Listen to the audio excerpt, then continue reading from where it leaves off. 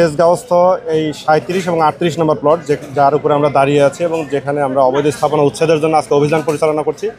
এটি গ্যামন বাংলাদেশকে মন্ত্রণালয়ের পক্ষ থেকে লিজ দেওয়া হয়েছিল এবং পরবর্তীতে তাদের অ্যাক্টিভিটিস না থাকায় আপনারা জানেন যে এইখানে সরকারি কর্মকর্তাদের জন্য আবাসন নির্মাণের লক্ষ্যে আমাদের একনেকে অনুমোদিত হয় এবং তার প্রেক্ষিতে আমাদের 2024 সালে মন্ত্রণালয় থেকে তাদেরকে উচ্ছেদের জন্য নোটিশ প্রদান করা হয়। পরবর্তীতে এখানে যারা অবৈধ দখলদার ছিল, বিশেষ করে পান্নু নামে জনৈক এক ব্যক্তি, তারা মন্ত্রণালয়ের সেই উচ্ছেদের নোটিশকে চ্যালেঞ্জ করে তারা আদালতে রিট পিটিশন দায়ের করে এবং সেই রিট পিটিশনে তারা 6 মাসের জন্য স্টে অর্ডার নিয়ে আসে, যার জন্য আমরা বিজ্ঞ আদালতের প্রতি সম্মান প্রদর্শনপূর্বক আমরা সেখানে প্রতিদ্বন্দ্বিতা করি এবং আমরা ফাইনালি সেই স্টে অর্ডারটা ভ্যাকেট করতে সক্ষম হই। তার প্রেক্ষিতে যেহেতু এখন আর স্টে অর্ডারটি নেই, আমরা এখানে আজকে উচ্ছেদ করে এটি এখানে যে পিডি নিয়োগ করা হয়েছে এবং ঠিকাদারি প্রতিষ্ঠান আছে তারা অচিরে কাজ শুরু করবে, যার জন্যই মূলত আমাদের এই উচ্ছেদ অভিযান আমরা সকাল থেকে শুরু করেছি এবং এটা যতক্ষণ না শেষ না হয় আমরা ততক্ষণ পর্যন্ত আমাদের এই কার্যক্রম চলমান থাকবে। না, এখানে সবচেয়ে পজিটিভ দিক হলো যে ওনারা যেহেতু মামলাতে হেরে গেছে, ওনারা এখানে কোনো বাধা প্রদান করেন নাই, বরং ওনারা আমাদের কাছে কিছুটা সময় চেয়েছিল যে আমাদের যে মালামালগুলো আছে সেটি আমরা বের করে নিয়ে যাই।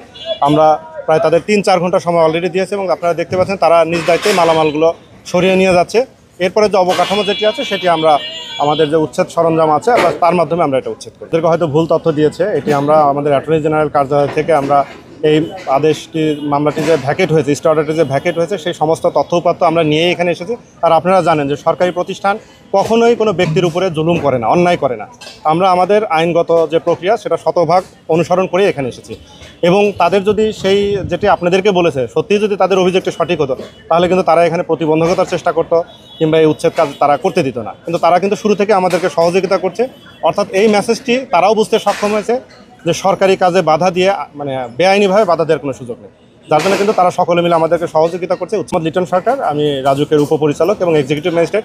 এবং আরেকটি বিষয় বলে রাখি, এটি যেহেতু মন্ত্রণালয় থেকে দেওয়া হয়েছিল, মন্ত্রণালয়ের পত্রের প্রেক্ষিতে রাজুক থেকে আমাকে এখানে ম্যাজিস্ট্রেট হিসেবে নিয়োগ প্রদান করা হয়েছে এবং আমাদের এই উচ্ছেদ কার্যক্রমে আমাদের গণপূর্তের এক্সেন মহোদয়, আমাদের অথরাইজ অফিসার এবং এই প্রকল্পের যে পিডি সকলেই উপস্থিত আছে।